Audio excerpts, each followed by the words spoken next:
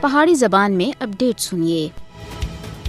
مقبوضہ جموں کشمیر دی حق خود ارادیت دی جدوجہد کشمیریوں دی ثقافتی اور مذہبی شناخت دے نال جڑی ہوئی ہے۔ بھارت تے مظالم دے اقدامات دا مقصد کشمیریوں دی آزادی دی جدوجہد کو دبانا ہے اور انہاں کولوں انہاں دی شناخت کو کھسنا ہے۔ کشمیر دی آزادی دی تحریک اگر بھارت دبانے وچ کامیاب ہو گیا تو کشمیریوں کول کچھ بھی نہ رہ سی، انہاں دی شناخت بھی انہاں کولوں کھسی جا سی اور انہاں دا اقتدار اور کشمیر دے اندر جو کچھ ہے وہ بھارت ہڑپ کر کے سی۔ 5 اگست 2019 دا اقدام کشمیریوں دی شناخت اور ورثے دے اتے براہ راست حملہ آسا۔ 5 اگست 2019 دا فیصلہ کشمیریوں کو انہاں دی جائز جدوجہد تھی دور رکھنا اور انہاں دی سرزمین اور انہاں دے وقار کو انہاں کولو کھسنا آسا۔ بی جے پی اور RSS دا ایجنڈا منظم طریقے تھے مقبوضہ جموں کشمیر دی شناخت کو مٹانا ہے۔ مودی حکومت کشمیر دی مسلم اکثریت کو اقلیت تے وچ بٹانے دے واسطے مقبوضہ جموں کشمیر دے اندر اس طرح دا ظلم روا رکھیا ہوا ہے اور انہاں دی مزاحمت دی تحریک کو دبانے دے واسطے سارا کچھ کیتا جا رہا ہے۔ مقبوضہ کشمیر دے لوگوں کو انہاں دی حقیقت تے دور رکھنا،